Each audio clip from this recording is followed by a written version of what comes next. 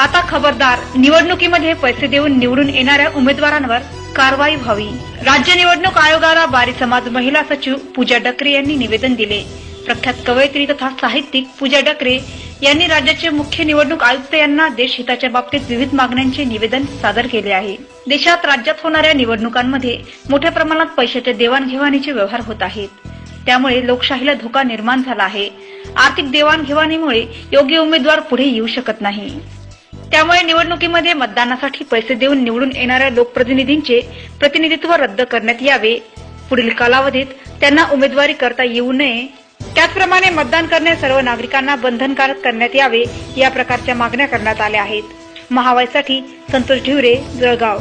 नमस्कार, मी पूजा डकरे। मी आपल्या राज्याचे मुख्याधिकारी निवडणूक आयोग यांना एक निवेदन दिलेलं आहे। जे निवेदन आपल्या लोकशाहीसाठी आणि विकासासाठी अतिशय महत्त्वाचं असं निवेदन आहे। निवेदनामध्ये मी काही बाबी दिलेल्या आहे, ज्या बाबी सर्व नागरिकांच्या लक्षात येतात, पण पुढे कोणी आवाज उचलत नाही। त्याच्यामुळे मी ते निवेदन मुख्याधिकारी निवडणूक आयोग मुंबई यांना सादर केलेलं आहे। निवडणुकीमध्ये मी महत्त्वाची बाब म्हणजे अशी दिलेली आहे की निवडणुकीमध्ये पैसे देणे घेण्याचे व्यवहार होतात आणि त्या देण्या घेण्याच्या व्यवहारामुळे योग्य उमेदवार हे पुढे येऊ शकत नाही। योग्य उमेदवाराला, ज्याला विकास करायचा आहे, त्या उमेदवाराला विकास करण्याची संधी मिळत नाही।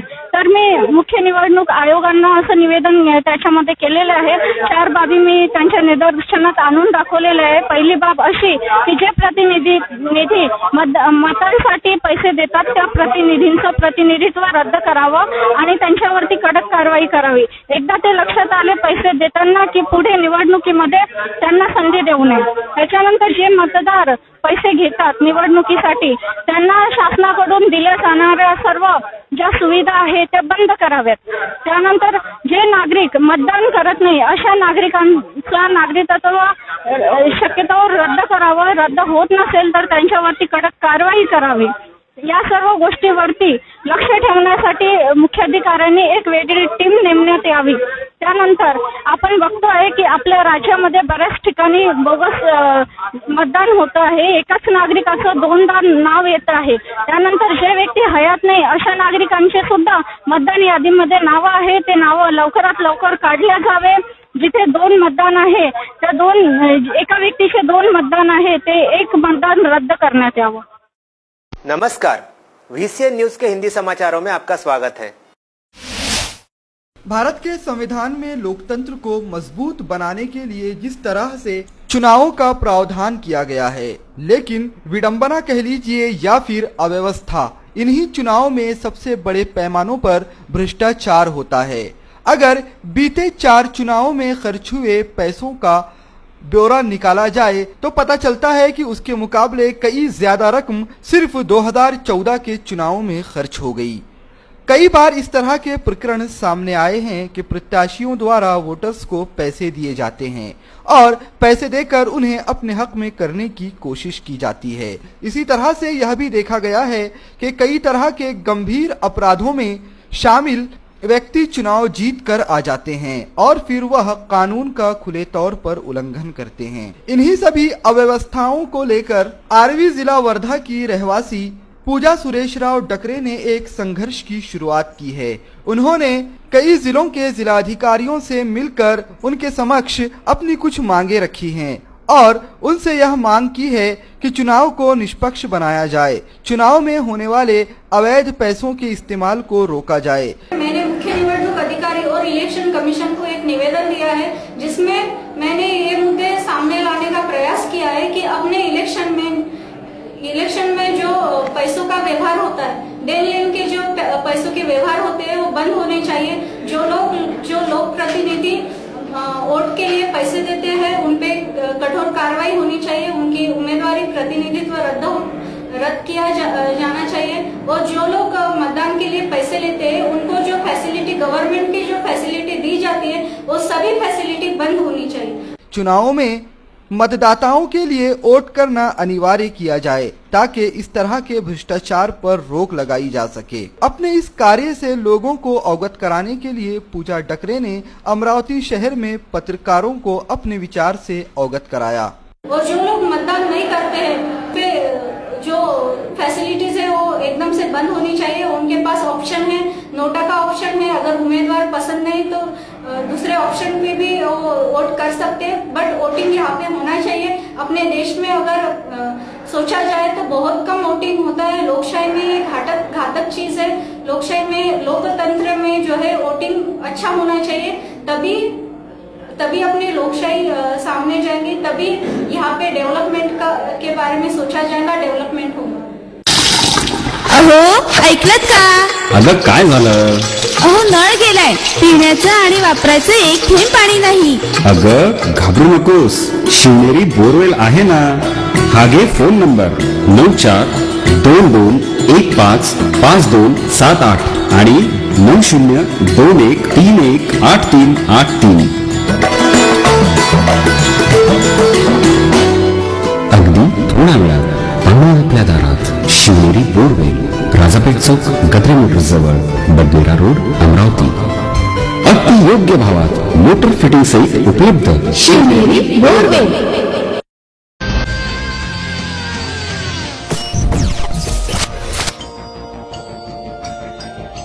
नमस्कार, क्राइम रिपोर्टर्स न्यूज में आपका स्वागत है। मैं नीचे सरोज नजर डालते हैं आज कुछ खास खबरों पर।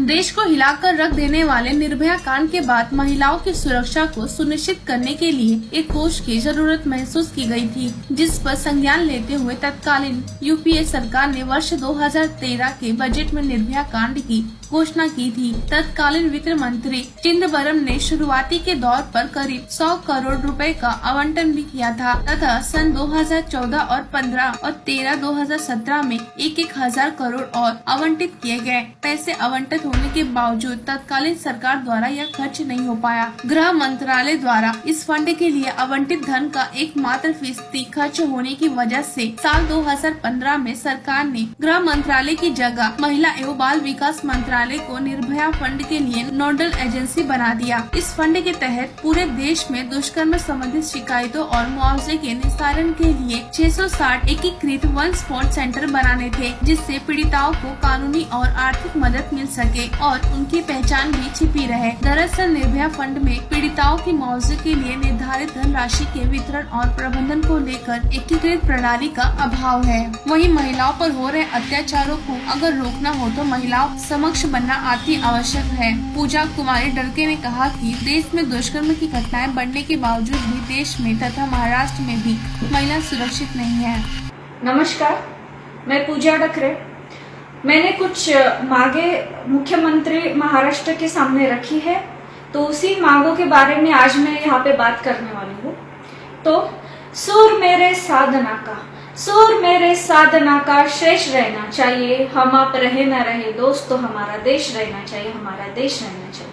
हम जब देश के बारे में बात करते हैं तो हमें सोचना चाहिए कि जब हमारे देश में महिला सुरक्षित नहीं है, लड़कियां सुरक्षित नहीं है, तो देश कैसे सुरक्षित रहेगा। हम देख रहे हैं कि दिन दहाड़े लड़कियों को, महिलाओं को जिंदा जलाया जा रहा है, उनकी हत्याएं की जा रही है, उन पे बलात्कार किया जा रहा है। ये सब कंडीशन, सिचुएशन होते हुए हमारा देश आगे कैसे बढ़ेगा, आगे कैसे जाएगा। तो अगर हमें हमारा देश बुलंदियों पे ले जाना है तो पहले यहाँ पे महिला सुरक्षा बहुत इम्पोर्टेंट है, अतिशय इम्पोर्टेंट है। तो इसलिए हमें महिला सुरक्षा के बारे में सोचना चाहिए, क्योंकि ये जो हादसे हमारे देश में हो रहे हैं, हमने हैदराबाद का हादसा देखा, उसके पहले हमने निर्भया का हादसा देखा, उसके बाद उन्नाव की जो लड़की है उसको भी जिंदा जलाया गया। ये जो सब बातें हैं ये हमारे लिए लज्जास्पद बातें हैं, और इस लज्जास्पद बातों पे कहीं तो भी हमें लगाम लगाना है। और इस लगाम लगाने के लिए मैंने महाराष्ट्र के सीएम उद्धव जी ठाकरे को एक निवेदन दिया है, जिस निवेदन में मैंने मांगे रखी।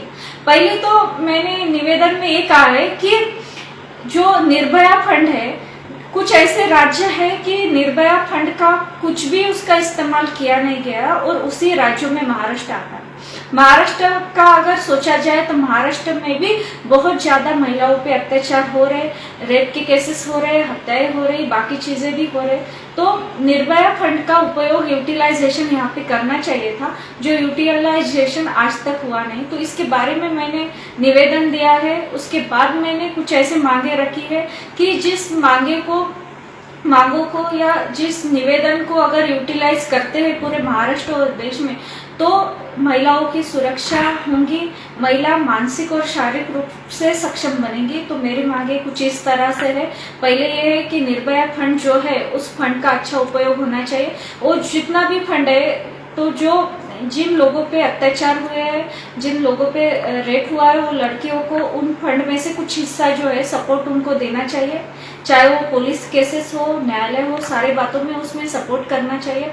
सेकेंड थिंग मैंने ये उसमें ऐड की है कि अगर हम महिलाओं की सक्षमता चाहते हैं तो हर जगह पे पुलिस नहीं जा सकती, हर जगह पे पुलिस जाके महिलाओं को सुरक्षा नहीं दे सकती।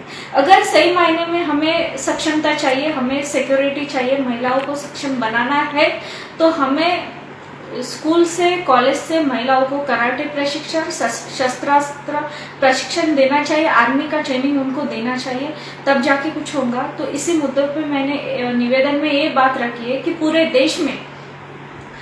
देश में महिलाओं को, लड़कियों को स्कूल कॉलेज में कराटे का प्रशिक्षण मुफ्त दिया जाए, फ्री ऑफ कॉस्ट उनको प्रशिक्षण दिया जाए, और उसकी जो शुरुआत है वो महाराष्ट्र से होनी चाहिए। क्योंकि महाराष्ट्र का अगर सोचा जाए तो महाराष्ट्र में सबसे अधिक महिलाओं पे अत्याचार होते हैं। तो मैंने महाराष्ट्र के सीएम को निवेदन देके ये मांगे मैंने रखी है, बात रखी है, मुफ्त और कंपलसरी महिलाओं के लिए कराटे प्रशिक्षण और शस्त्रास्त्र प्रशिक्षण होना चाहिए। धन्यवाद।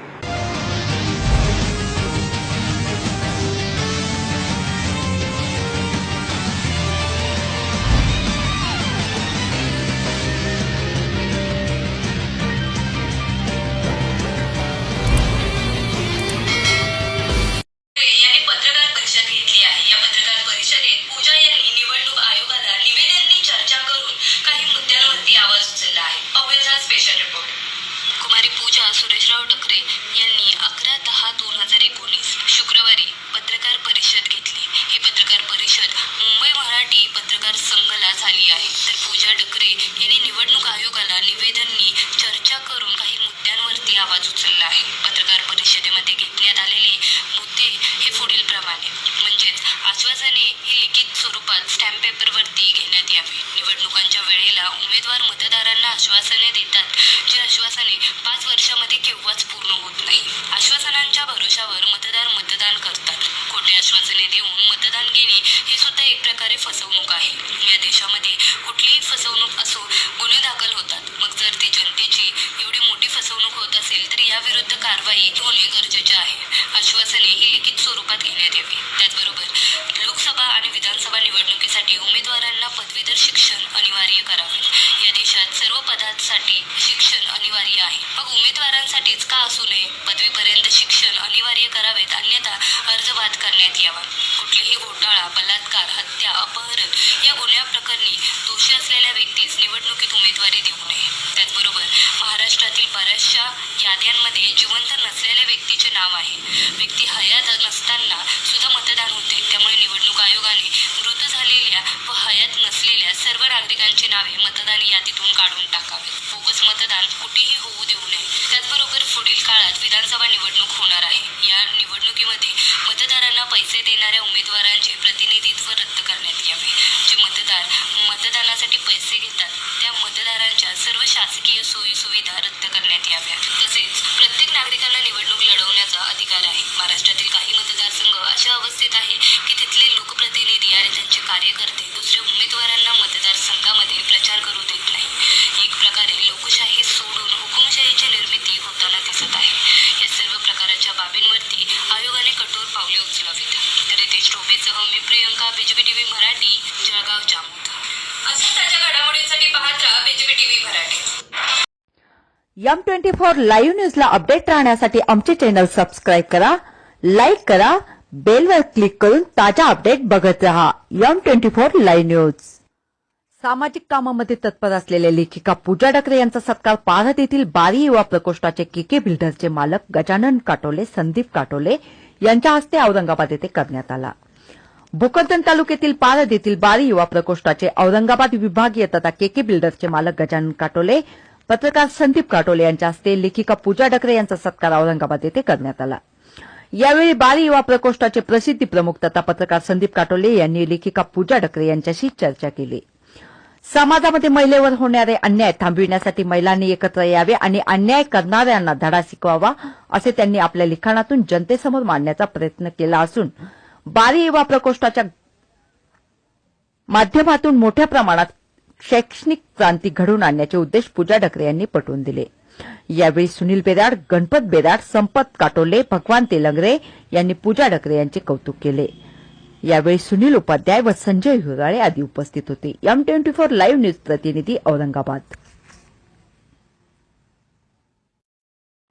जीवापाड लोचे उसा कापसाचे, जीवापाड लोचे उसा कापसाचे, किती लाड या नर्सरीच्या फुलांचा, असं प्राध्यापक शिवाजी जवरे असं म्हणतात. यानंतर आपल्या नांदेडची कवयित्री पूजा डकरे ही आपली कविता घेऊन येईल. तिच्यासाठी एक शेर सांगतो कि उसके घर के सामने का हुजूम ये कहता है, उसके घर के सामने का हुजूम ये कहता है, यहाँ किसी शायर की गजल रहती है. धन्यवाद सर. सुर मेरे साधना का, सुर मेरे साधना का श्रेष्ठ रहना चाहिए. हम आप रहे ना रहे दोस्तों, हमारा देश रहना चाहिए, हमारा देश रहना चाहिए. श्रोत्यांनो, आपला देश हा आव्हानात्मक देश आहे. या देशासमोर अनेक अशी आव्हाने आहेत. नक्षलवाद, दहशतवाद, गरिबी आणि भ्रष्टाचार यासारख्या आव्हानांना आज आपला भारतीय नागरिक समोर जात आहे. समोर जात असताना तो रात्र जगत नाही, दिवस जगत नाही, तर प्रत्येक क्षणाक्षणाला जगतो. आणि याच त्यांच्या क्षणाक्षणाला जगण्यावर माझी कविता आहे, ज्या कवितेचं नाव आहे क्षणक्षण आयुष्य. कवितेला सुरुवात करते. इथे जगतात लोक क्षणक्षण आयुष्य, भरकटलेल्या वाटेवर चालतात काही, काहींना नसते भान आयुष्याचे, म्हणूनच असतात इथे भ्रष्टाचाराच्या खुल्या वाटा. कधी भारतीय संसदेवर, कधी काळी न्यायालयावर दहशतीचे हल्ले असते. होतो आमच्या सर्व स्वातंत्र्यावर हल्ला, म्हणून आम्ही जगतो इथे क्षणक्षण आयुष्य.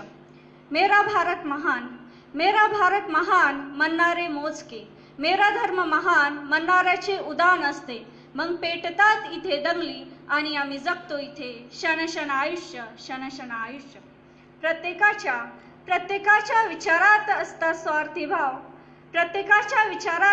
स्वार्थी भाव, या स्वार्थापायी होतो विश्वासाचा विश्वासघात, आणि या विश्वासघातापायी नष्ट होते माणुसकी, आणि माणुसकीच्या वेलावर फुलणाऱ्या फुलांच्या पाकळ्या गळतात अकस्मात, म्हणून आम्ही जगतो इथे क्षणक्षण आयुष्य.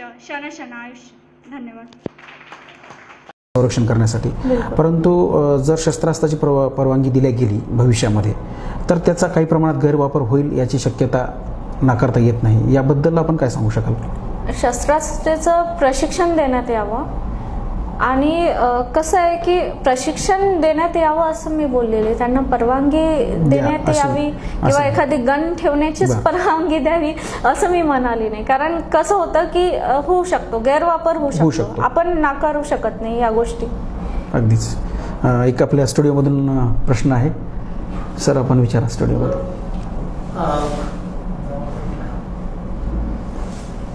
मॅडम, आपण सामाजिक, राजकीय आणि सांस्कृतिक साहित्य क्षेत्रामध्ये खूप वावरता. मला असं वाटतं की हे सगळे क्षेत्र तुम्ही काबीज केलेले आहे महाराष्ट्रभर. धन्यवाद. तर आमचा प्रश्न आहे की तुम्हाला या सगळ्या क्षेत्रांपैकी कुठलं क्षेत्र आहे की ज्याच्यावर तुम्हाला आता काम करायला चांगलं आवडेल?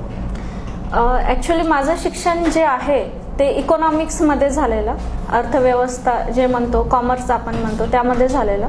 तर माझं स्पष्ट इथे मत आहे की आपल्या समाजाला, आपल्या देशाला सामाजिकपेक्षा अर्थव्यवस्थेची जास्त गरज आहे. ज्या वेळेला समाजाचा आर्थिक दर्जा सुधारेल, बेरोजगारी इथनं नष्ट होईल, त्यावेळेला ऑटोमॅटिक सामाजिक सुद्धा डेव्हलपमेंट होईल, सामाजिक सुद्धा विकास होईल. अर्थव्यवस्था स्ट्रॉंग करणं, आर्थिक काम करणं इथे खूप महत्त्वाचं आहे कम्पेअर टू सामाजिक. सामाजिक कारणाची इथे गरज नाही, अर्थकारणाची गरज आहे. आज आपण अर्थव्यवस्था बघितली तर आज आपली विकसनशील अर्थव्यवस्था राहिलेली नाही, शोकांतिका आहे. त्यामुळे आर्थिक बाबीवरती काम करणं नाही करू शकत. जसं आपण कायद्यासंदर्भात आता विचारविनिमय केला, मला असं म्हणायचं वाटतं या ठिकाणी की जसं हे इलेक्शनचा काळ येतो, या इलेक्शनच्या काळामध्ये प्रचंड पैशाची उधळण होत असते. बिलकुल. आपण एका बाजूला आपण असं बघतो की अभिव्यक्ती स्वातंत्र्य आहे, हे लोकशाहीचं राज्य आहे किंवा लोकशाहीचा देश आहे, आणि अशाही परिस्थितीमध्ये पैसा वाटून मोठ्या प्रमाणामध्ये उलाढाल होतो आणि जनता त्या पद्धतीने मतदान करते. मग यामुळे असं वाटत नाही का की देशाच्या अर्थव्यवस्थेवरच नव्हे तर देशाच्या संबंध विकासावरती मोठ्या प्रमाणात परिणाम होत आहे? खूप जास्त परिणाम होत आहे. कसं हे बघा, ज्या वेळेला आपण पैसा वाटून मतदान करतो किंवा मतदानच विकत घेतल्या जाते, त्या वेळेला इथे व्यवहार असतो आणि जिथे व्यवहार असतो तिथे विकासाचा विचार केला जात नाही. कारण मी लोकप्रतिनिधी आहे, समोरचं मतदार आहे, मला जर माझं मत विकत घ्यावं लागत असेल तर मी विकासाचा विचार करणार नाही ना. हा विचार मतदारांनी करावा.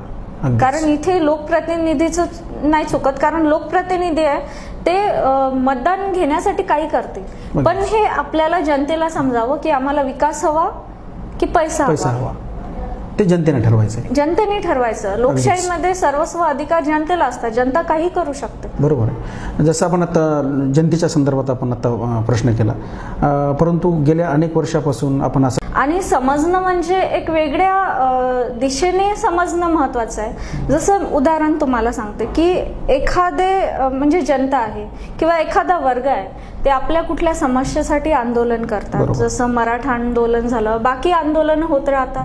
MPSC साठी आता आंदोलन चालू आहे किंवा बऱ्याचशा मागण्यासाठी आंदोलन होतात. मग ते आंदोलन होत असताना त्या आंदोलनातील लोकांना दडपून टाकणं, त्यांना जेलबंद करणं हा त्याच्यावरचा उपाय नसतो. तर उपाय खरा हा असतो, मुळात त्याच्या जायला हवं आपण की त्यांच्या समस्या काय, त्या समस्येचं निराकरण कसं करता येईल. हे जे वेगळा दृष्टिकोन आहे तो महत्वाचा, पुढे येणं खूप महत्वाचं आहे. निराकरण करणं इम्पॉर्टंट आहे, कारण कोणी असंच पुढे येणार नाही, कोणी आंदोलन करणार नाही. 10 दिवस उपोषण करायला कोणी इथे रिकामं नाही, आपलं घर संसार सगळं सोडून. तर त्यासाठी कुठेतरी ही दृष्टी डेव्हलप होणं इथे अतिशय गरजेचं आहे समाजामध्ये. आपण आता आंदोलनाचा मुद्दा काढला होता, जे की आता नागरिकत्व कायद्यावरती प्रचंड प्रमाणात आंदोलन सुरू आहेत. कालच एका विद्यापीठामध्ये, जयरे विद्यापीठामध्ये विद्यार्थ्यांना मारहाण झाली, मुलींच्या हॉस्टेलवर जाऊन मारहाण झाली. आणि याच्यावर आता असा प्रश्नचिन्ह निर्माण झाला की हे आंदोलन करावे नाही. जे आपला जो कायदा आहे, जो नागरिकत्व कायदा असेल किंवा जो एक अभिव्यक्ती स्वातंत्र्य आहे, त्या अभिव्यक्ती स्वातंत्र्याला कुठेतरी याच्यावरती गदा येते आहे का, असं आपल्याला वाटतं? हा, मला बिलकुल वाटतं. कारण चुकीचं आहे की जाऊन कोणाला मारणं, दडपशाही आणणं चुकीचं आहे. इथे लोकशाही आहे आणि लोकशाहीमध्ये सर्रास या गोष्टी होणं चुकीचं आहे. मग आज जर या गोष्टी होत आहे तर उद्या तुम्ही कोणाला मारून दफनून देणार, हे लोकशाहीमध्ये घातक आहे. इथे कायदे निर्माण होतील, वेगवेगळे मतप्रवाह या देशामध्ये होतील. तर मतप्रवाह एक मतप्रवाह आहे, त्याला मी ॲग्री असावं, सहमत असावं हे गरजेचं नाही ना. माझे वेगळे मतप्रवाह असू शकतात. मग माझे वेगळे मतप्रवाह आहे यासाठी तुम्ही तुमच्या मताप्रमाणे मला करण्यासाठी तुम्ही माझ्यासाठी वरती दडपण आणू शकत नाही, तुम्ही मला जेलबंद करू शकत नाही किंवा तुम्ही मारू शकत नाही. मारण्याचा अधिकार हा पोलिसांना पण नाही कायद्यानुसार. हे चुकीचं आहे सर्रास. तरी पोलीस मारतात. मग यासाठी आपण असं म्हणतो का सदरक्षण आहे खलीनगर नाही, असं जसं ब्रीदवाक्य आहे पोलिसांचं, तर पोलिसांनी फक्त रक्षण करणे हा त्यांचा जे ब्रीदवाक्य दिलेलं आहे, त्या ब्रीदवाक्याशी पोलीस सहमत नाहीत का? ते कायद्याचा वापर त्यांच्या वेगळ्या पद्धतीने करत आहेत काय? आपण याबद्दल काय सांगू शकतो? असं करू नये, कायद्याचा गैरवापर त्यांनी बिलकुल करू नये. कोणाला हात उचलण्याचा, मारण्याचा अधिकार पोलिसांना नाही. आणि जर ते हे करत असेल तर कुठेतरी राजकीय दबाव सुद्धा त्यांच्यावरती असतो. कोणालाही आपली नोकरी घालवण्याचा शौक नसतो, आनंद नसतो. कुठेतरी त्यांच्यावरती दडपण येतं आणि अधिकारी हा राजकीय दडपणाखाली असतो, तो स्वातंत्र्य नसतो. जेवढं मी सिस्टम बघितलं, प्रशासन बघितलं, त्यानुसार मी बोलू शकते. आपण जसं आत्ता म्हणलात की प्रशासन आपण बघितलेलं आहे किंवा प्रशासनात जशी सिस्टीम आहे त्या सिस्टीमचा आपण अभ्यास केलेला आहे. आपण हे सामाजिक कार्य करत असताना आपण प्रशासकीय यंत्रणेवर परत जातो की जसं लोकसभेच्या काळामध्ये असेल किंवा विधानसभेच्या काळामध्ये असेल, विविध अशी आश्वासनं जनतेला दिली जातात आणि त्या आश्वासनाची पूर्तता केली जातच नाही मुळात.